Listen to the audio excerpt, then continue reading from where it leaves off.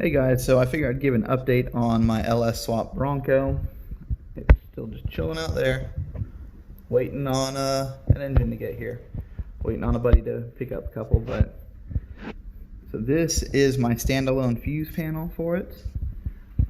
Everything I have here was bought off eBay. I got all the conduit and everything there. These connectors, got a nice kit for them. These little bus bars, got on Amazon. The OBD2 ports, got on Amazon. The fuse box, got on there. Let me see if I can open this up. Even the relays, all bought on Amazon. These are all 5-pin relays. Really like this box. Comes with a rubber gasket on it, a little seal on the inside of it, and a bunch of seals for inside. This fuse panel is going to run the accessory and constant power for the LS swap harness. Well, not swap harness, it's going to be the factory harness, but standalone harness. This is going to run the fuel pump, high and low fans, the fan for the AC, so that when the AC kicks on, it cuts the fan on high automatically, and the brake conversion, so that instead of having to run a pressure switch, because the Bronco doesn't have a pressure switch for the brakes, or at least not one that I'm using anymore, this will give the LS the signal it needs based on the signal from the brake lights. And the LS is different because instead of just needing power when the brake is pressed on, it actually needs a broken circuit when the brake is on. So you can't just plug it into your brake light harness. You actually have to power it through a relay like this so that when the brake is pressed, it breaks the connection.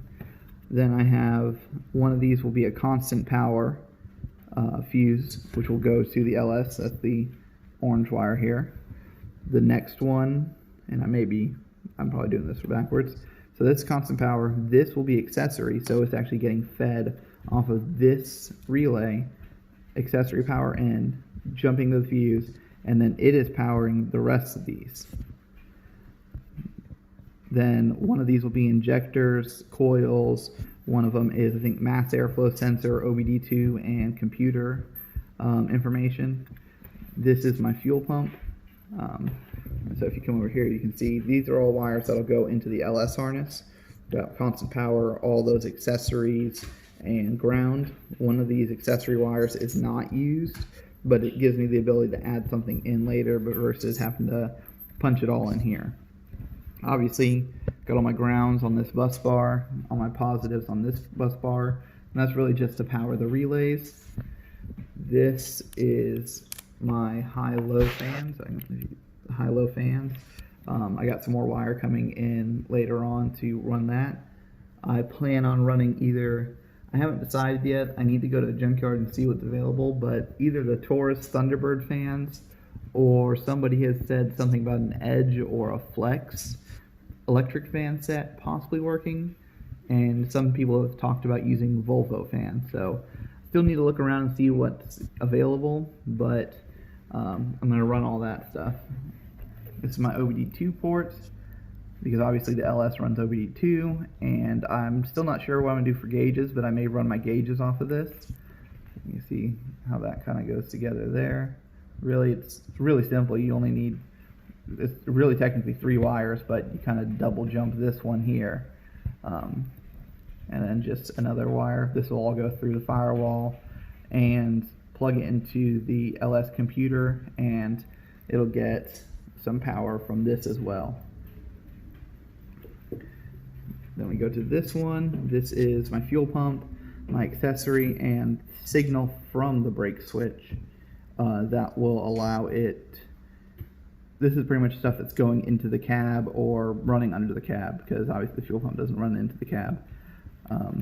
This one will be low speed fan, high speed fan, brake information going into the LS computer, and this is the AC fan switch.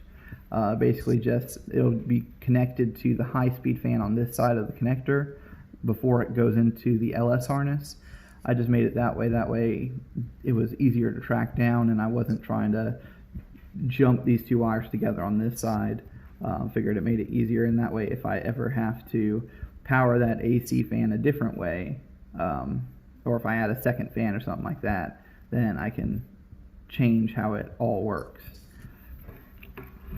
And then I think that's everything. So that's all that. That's this. Like I said, really like this fuse panel. This connector's not the best in the world. There's definitely nicer connectors out there, but the Deutsch style connectors cost like $150 for a kit, and this was like $25 for a bunch of pieces. So this is what I went with. I like this thing. The only complaint about the fuse panel is this. I don't know if you can see it, but maybe you can. Is you can see that that is a broken tab down there. Broke the first time I tried to open it. It's not terrible. It still functions, but man, anytime you buy something and it breaks, and I don't know, my camera won't focus, it's frustrating. But there's a hairline crack on it. I can see it still fits down, clicks in really good. Oh, nope, that just broke officially. Well, like I said, it still clicks in, even if that thing's broken.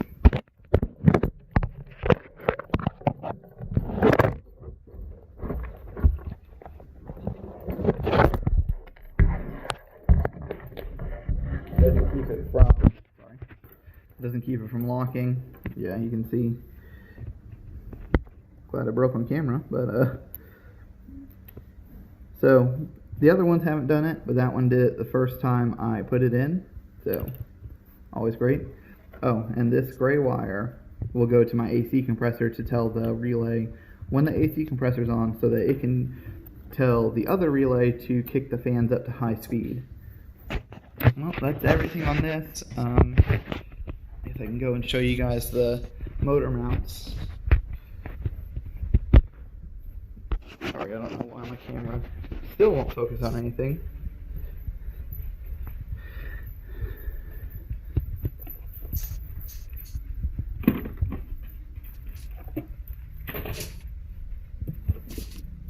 This is my beautiful LS book from when I did my Jeep. All the pins outs, what gets used, what doesn't get used. This is the wiring that I was going to use, and I still used it. I just kind of made it work with what I'm doing. So you can see here that originally it was 4 wires, and I just managed to turn it into, instead of it being these 4 wires, I did a 6 fuse. And you can see here, originally, it had its own fuse, or it didn't have its own fuse for the accessory. I had its own fuse for the accessory that powers the other 4. And then these 4 will be on that. They use a different, the guy who made this, I think his build is Project Rowdy. I think it's You Can Do It on YouTube. He did this whole thing. Yeah, you can see there.